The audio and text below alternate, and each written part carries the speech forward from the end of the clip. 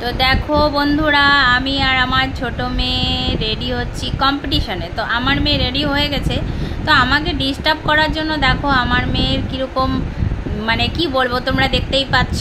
ওর চুল আছড়ানো, সেটাকে ও চিরুনি করছে ওপর থেকে, যাতে আমার অসুবিধা হয়। দেখো আমাকে কিভাবে ডিস্টার্ব করে। তো আমার ভাস্তি ও রেডি হয়ে গেছে, তো আমারও হালকার মধ্যে রেডি হয়ে গেলাম আমিও।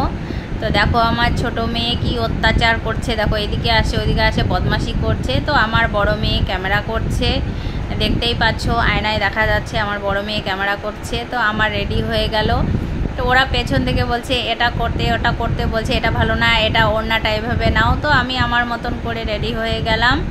তো যেভাবে আমি মানে এদিক সেদিক যাই, তো হয়ে গেল আমার রেডি। আর কত সাজবো, আমাকে সবাই চেনে। আচ্ছা রেডি হয়ে গেলাম, এখন আমরা বেরোবো। তো বললাম তাড়াতাড়ি বেরো, ফ্যান ট্যান বন্ধ করলাম। এখন বাজে 8:30। তো এখন যাচ্ছি, 8:30 আসবো কটায় সেটা বলতে পারছি না। তো যেহেতু আমার হাজব্যান্ড যাবে না, তো আমরাই বেরিয়ে পড়লাম, দুই মেয়ে আর ওই ভাস্তিকে নিয়ে। তো পাশে একটা ভাই আছে, ও বলছিল যাবে, কিন্তু দেখি ও কি বলছে। তো এখন ওকে ডাকবো বলে যাচ্ছি আমি। তো দেখছি গাড়ি টাড়ি লক আছে কিনা, যেহেতু আমি চলে যাচ্ছি, আমার বর ঘুমিয়ে আছে। তো আমি বাইরে গেটে তালা মেরে ওকে যাব। তো এরা দাঁড়িয়ে আছে, ওকে বলছিলাম যে যাবে, ও বলছিল যাব তোমার সাথে। তারপরে এখন রেডি হয়ে বেরোয়ার পরে বলছে আমি যাব না, আমার খাওয়া দাওয়া হয়ে গেছে। এত তাড়াতাড়ি খাওয়া দাওয়া করে নিল। তো যাই হোক, আমরা 3-4 জনে বেরিয়ে পড়লাম। তো আমরা 4 জনে যাচ্ছি, যেহেতু রাস্তাটা অন্ধকার, আমাদের বাড়ির সামনেই লাইট জ্বলছে, তো আমাদের এখানে রাস্তায় লাইট নেই। তো যেহেতু অন্ধকারে আমরা মোবাইলের টর্চ জ্বালিয়ে বেরিয়ে পড়ব। তো এই দেখো আমরা গেটে তালা দিয়ে বেরিয়ে পড়লাম। তো আমরা অন্ধকারেই যাব, কিছু করার নেই। তো এখন আমরা বেরোচ্ছি। তো জানি না কি এখানে কি খুঁজছে, আমি বলতে পারবো না, কারণ আমি জাস্ট বের হয়ে আসলাম, আমি বুঝতে পারছি না। তো দেখো রাস্তাটা কত অন্ধকার।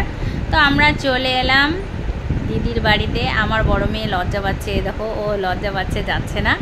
তো যেহেতু আমি আর আমার ছোট মেয়ে আমরা এখানে চলে গেলাম। তো ভেতরে অনেক লোক, তা আমরা গল্প করতে করতে, যেহেতু আমাকে সবাই চেনে, তো আমি গল্প করতে করতে ভিতরে চলে গেলাম। তো গিয়ে তোমাদেরকে দেখাচ্ছি, এই দেখো মা মঙ্গলচণ্ডীর মূর্তি, তোমরা সবাই প্রণাম করো, দেখো কত ভালো লাগছে। তো এরা এই দিদির বাড়িতে পুজো।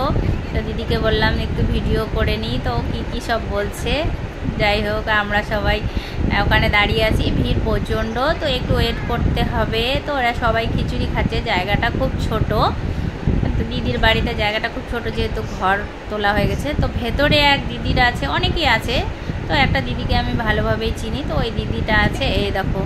তো ওকে দেখে আমি চলে গেলাম, ওনার মেয়েকে দেখে চলে এলাম আমি ওই দিদিটার কাছে। এই দিদিটাকে দেখো, তো বলছে কি উঠাচ্ছিস, আমি নাইটি পরে আছি। তা আরেকটা দিদি আছে, এই দেখো খাচ্ছে। তো আমাকে মুখ দেখাচ্ছে না, আমি বলছি মুখটা দেখাও।